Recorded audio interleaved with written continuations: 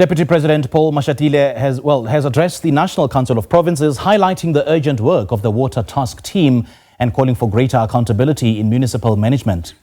Mashatile stressed that government must act decisively to fix water service delivery failures and hold municipalities responsible for mismanagement and neglect. His remarks come as frustration mounts across several provinces where communities continue to face infrastructure breakdowns and unreliable access to clean water.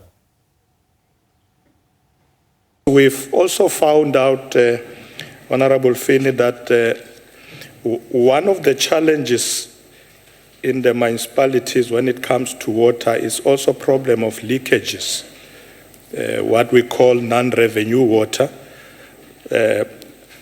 In fact, if you talk to the Minister of Water and Sanitation, she'll tell you that we don't have a challenge with bulk water supply.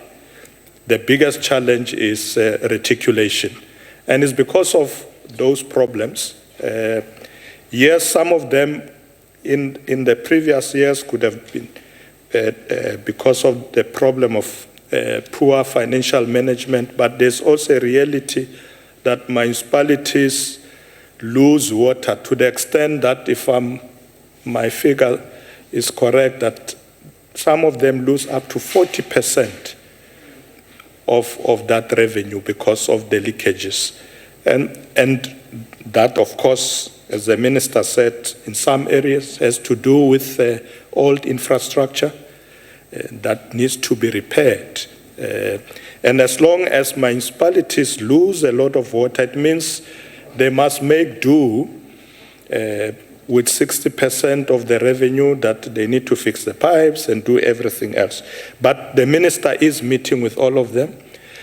Where there are culprits that withheld payments, that's where we came up with this idea with Treasury that we will top slice their budget so that we don't bankrupt the water services boards.